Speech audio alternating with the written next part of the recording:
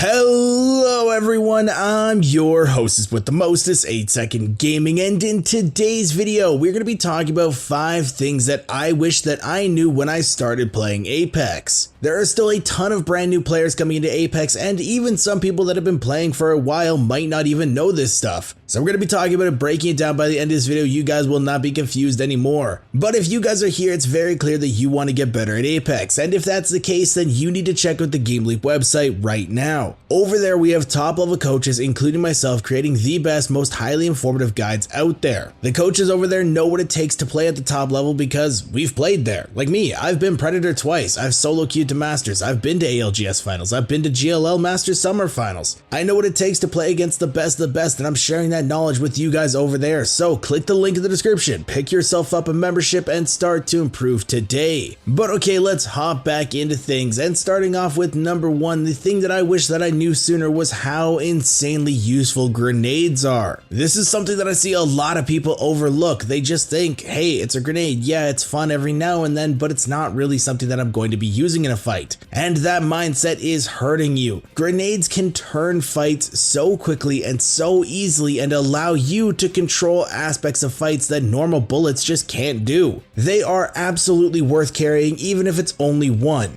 Now, if you do have limited backpack space, I would say to prioritize arc stars, then frag grenades, then thermites. Arc stars and frag grenades have way more usefulness in certain aspects than thermites do, and you'll just be using them a lot more often. But also, if you do have that limited backpack space and you don't know if you should be picking up a grenade or not, yes, you should. You might just want to sacrifice a little bit of ammo. Now, you might not have a whole lot of ammo to begin with, so even then I would say it is worth sacrificing some heals. Though, do not drop any shield heals for grenades. You're definitely going to be wanting to drop flesh shields because you're going to be healing shields a lot more than you're going to be healing flesh. So if you can, drop those med kits, or even if you have a lifeline on your team, drop the syringes. You can just heal up all your flesh with their dock drone. But okay, jumping into tip number 2 though, this is that pubs are your place to learn the map. I see a lot of new people dropping in the same spot in pubs over and over and over, and this actually hurts you. Now, some people that have watched our previous videos might be saying, well, 8-Second, you've told me to drop in the same spot to learn it like the back of my hand. And yes, that is true, but that is in ranked, not in pubs. And especially if you're new, you don't want to be dropping the same spot over and over. In pubs, you need to be taking this chance to learn other areas. This will help you in the long run in ranked, because sometimes you might have to run through that area. Games in Apex can be wild. The circle can pull multiple different spots, and if you have to be playing in that spot, you might want to know the layout of the area in case you need to find a good spot to play, or even if you just have to find some extra loot, you'll know where that loot spots are, or even if you just have to run through, you're gonna want to know the most efficient way to do that, because if another team is also rotating that way, you don't want to get caught out by them. In pubs, it does not matter. Take your time, drop wherever you want, look around, find some rat spots, learn the layouts of different areas. This will be a valuable tool when you start to push into ranked. But now let's hop into tip number 3, and this is that the zone is not as scary as new players think it is. Now, way back in the day when Apex first came out, the zone used to be an absolute joke. But even now, though it has received a bunch of changes, it still really isn't that big of a deal. It is a lot scarier, but nothing that you should actually be scared of until about round 3. I see way too many new players panicking, and then if something happens that they're outside of the ring, they start to just throw themselves into whatever position they can find to get out of that zone because they don't want to take the damage from it. Maybe a team is gatekeeping you. You then try to just force yourself into that team, even though you could take a little bit of time, eat some zone damage, rotate to a new spot, and be perfectly fine. And hey, even if you have to rotate a massive amount of area, then, you know, if there's just a crafter nearby, pop in a couple med kits. You'd be surprised how long you can actually survive in zone, especially if you're really good at maintaining your meds. If you happen to be gatekept, or maybe you're just on the complete opposite side of the map and you took a little bit too much time looting, take a deep breath, relax, don't be scared of the zone. You can eat zone damage. Stop being the people that force themselves into bad situations. Save your RP. PvP. But that's tip number 3 covered, so let's move into number 4, and that is if your teammates need loot, how do you know? Now this may come as a shocker to some people, but Apex is a team game. At some point you are going to have other players on your team, but you know, they're stinky pee-pee piss babies and you don't want to talk to them. But you still do want to help them out, because if they're doing better, then the team's doing better and you have a better chance of winning. So what you guys want to do is look at an item. If there's a little man in the top corner with his hand up, that means that your teammate needs that item. You can then ping it, they're going to probably dibs it, then they're going to run over to it and they're going to have better loot. And then it's a win-win for everybody. They're getting better loot, they're getting stacked, they're going to be better off in fights, and you can maintain your streak of no human interaction whatsoever. Everyone's a winner.